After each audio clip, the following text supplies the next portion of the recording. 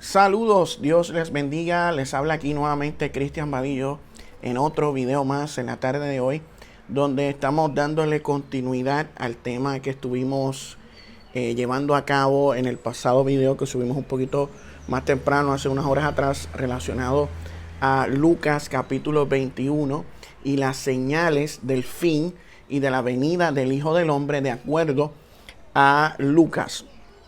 Y mencionamos en aquel video que Lucas creía que la venida del Hijo del Hombre tendría unas implicaciones en todo el planeta, ya que se menciona, como vamos a leer a continuación, en Lucas capítulo 21, versículos 25 en adelante, lo siguiente. Nos dice la escritura, discúlpeme aquí un momentito que el sol está fuerte. Entonces habrá señales en el sol, mira, ahí está el sol, en la luna y en las estrellas. Vamos a ver esto por acá. Ahí está. En el sol, en la luna y en las estrellas. Y en la tierra, angustia de las gentes. Ahí menciona en la tierra, ges, en el griego, que algunos preteristas totales se refieren a que se menciona la tierra de Israel, y por lo tanto todo lo que se habla en los evangelios sinópticos se refiere a Jerusalén solamente. Sin embargo, el término gentes en el griego es etnos, y etnos se refiere a naciones, naciones no judías, culturas, pueblos, etnias, que serán confundidas a causa del bramido del mar y de las olas, desfalleciendo los hombres por el temor y la expectación de las cosas que sobrevendrán en la tierra. Y aquí en el español pues vemos que se menciona el término tierra, igual que en el versículo 25. Sin embargo, en el griego no se utiliza el mismo término, ya que en el versículo 25 se usa el término gens. Y en el versículo 26 se utiliza el término oikomene. Y oikomene se refiere a todo el mundo habitable, o todas las naciones del mundo habitable, o el imperio romano habitable. Y dice el texto, por las cosas que sobrevendrán en la tierra, porque las potencias de los cielos serán conmovidas. O sea que van a haber unas señales cósmicas que estremecerán los cielos, la realidad. O sea que no va a ser algo meramente regional, sino que va a ser algo global. Entonces verán al Hijo del Hombre que vendrá en una nube con poder y gran gloria. Cuando estas cosas comiencen a suceder, erguíos y levantad vuestra cabeza, porque vuestra redención está cerca. Vuestra redención está cerca. Esa palabra es muy importante que la tengamos clara. Menciona de que en la venida del Hijo del Hombre habrán señales en el sol, la luna y las estrellas, habrá angustia de las naciones, y que habrá una expectación por las cosas que sobrevendrán en la tierra, en el oikomenes, en el mundo, y que las potencias de los cielos serán conmovidas, y que verán al Hijo del Hombre que viene en una nube. Y cuando estas cosas comiencen a suceder, levantad vuestra cabeza, porque vuestra redención está cerca. Y esto es importante. ¿Por qué la redención? Esta palabra redención en el griego es apolutrosis, que se menciona en diferentes ocasiones en el Nuevo Testamento. Vuestra redención está cerca, dice Lucas 21-28, que acabamos de leer. En Romanos capítulo 3, versículo 24, nos dice que a través de la redención que es en Cristo. Romanos 8:23 nos habla de que somos adoptados como hijos, y la redención de nuestro cuerpo. O sea, la redención de nuestro cuerpo.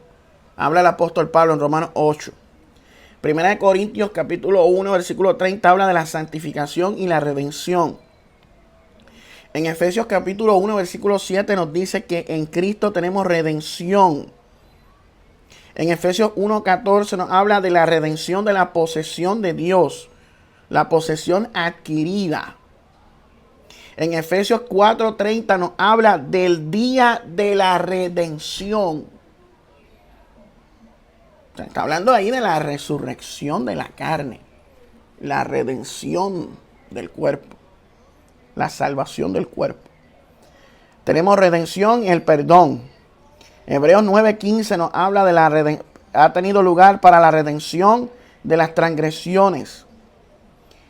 Y Hebreos 11:15 también nos habla no aceptando su liberación o redención. O sea que esta palabra es muy importante. Cuando Lucas habla de que cuando estas cosas comiencen a suceder de manera cósmica, erguíos vuestras cabezas porque vuestra redención está cerca. Entonces, está relacionándolo con la resurrección de la carne. Entonces, si en el año 70, como alega el preterismo total, Cristo vino, pues entonces ya se dio la resurrección de la carne. Ya se dio la redención de la posesión adquirida. Entonces, ¿qué hacemos con esto? Tenemos un problema aquí.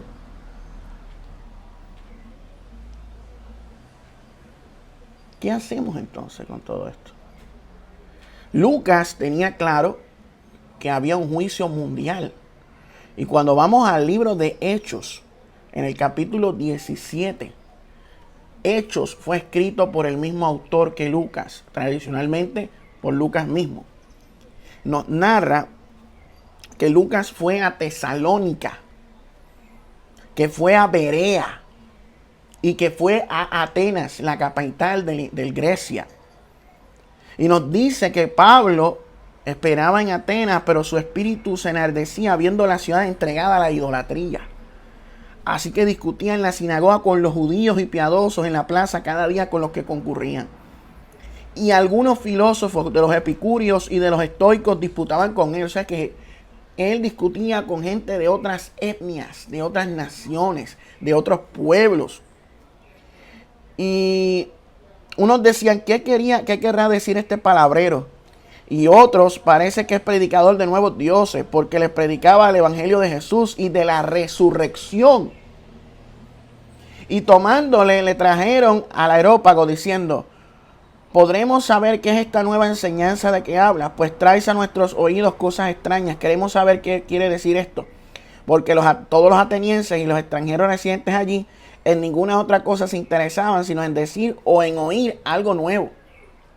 No muy diferente a nuestros días, que queremos estar pendientes de lo último en la actualidad.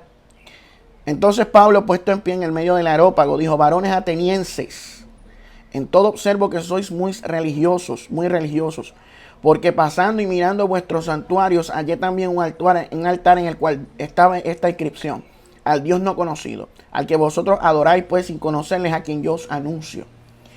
El Dios que hizo el mundo y todas las cosas que en él hay, siendo Señor del cielo y de la tierra, no habita en templos hechos por manos humanas, ni es honrado por manos de hombres, como si necesitase de algo, pues él es quien da a todos vida y aliento y todas las cosas, y de una sangre ha hecho todo el linaje de los hombres, para que habiten sobre toda la faz de la tierra, sobre toda la faz de la tierra, el mismo lenguaje que menciona en Lucas 21, para referirse al mundo, que cuando venga el lazo sobre toda la faz de la tierra.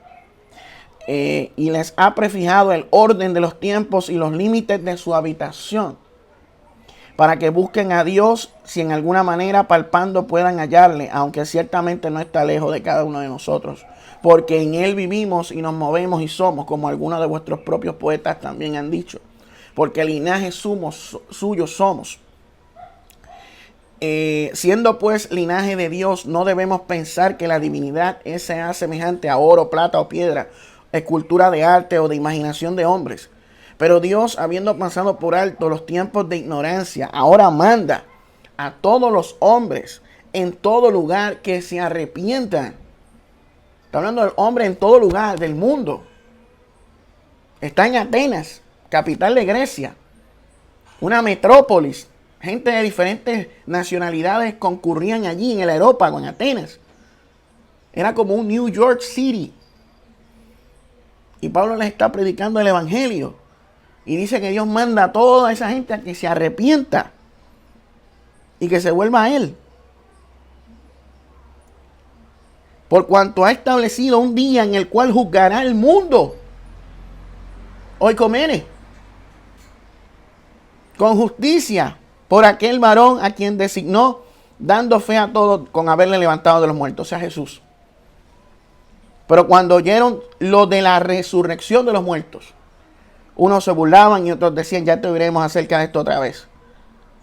Pero algunos creyeron juntándose con él. Dionisio, el Areopagita, una mujer llamada Damaris y otros con ellos. O sea, que Pablo le predicaba a gente de otras naciones acerca del arrepentimiento, acerca de Jesús, acerca de que vendría un día en que Jesús juzgaría al mundo.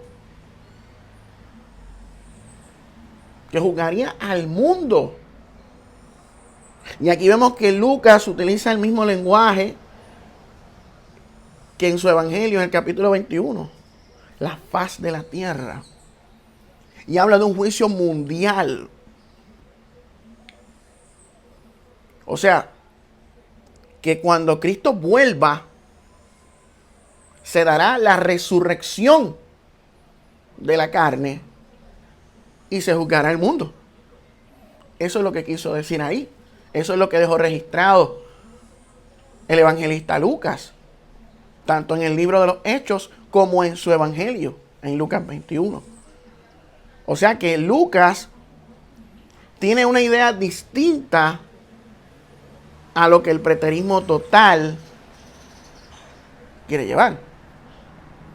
Ahora, el preterismo total va a decir, bueno, Lucas decía esto, pero tenía la idea de que todo esto sucedería antes del año 70 o hasta el año 70. Todo esto se cumpliría y por lo tanto se cumplió. ¿En serio se cumplió? No se cumplió. Las naciones no se desfallecieron, no hubo expectación, el oikumene en el mundo. ¿No? Hubo un juicio, sí, un castigo hacia la ciudad de Jerusalén, pero no fue mundial.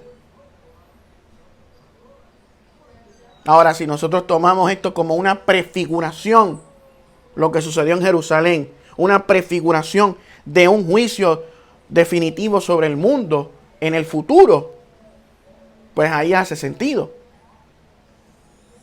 Porque lo relaciona con la redención. Y mencionamos que la palabra redención se refiere también a la resurrección, en cierta forma, a la salvación del cuerpo. Pronto vamos a hablar en otro video sobre la segunda venida de Cristo y la resurrección. No se puede separar la venida de Cristo y la resurrección. No se puede. La segunda venida de Cristo está estrechamente relacionada a la resurrección de la carne. A la resurrección de la carne. Eso es lo que deja claro las enseñanzas bíblicas. Así que, y la resurrección de la carne no es algo espiritual, es algo físico, tangible. Como dice 1 Corintios 15, 51, en un abrir y cerrar de ojos seremos transformados. Esto corruptible se vestirá de incorruptibilidad, esto mortal se vestirá de inmortalidad. Eso es lo que dice la Biblia. Y eso será en su venida. Sin más, esto ha sido todo por este video. Dios les bendiga, Dios les guarde y los espero esta noche en Noche de Tertulia.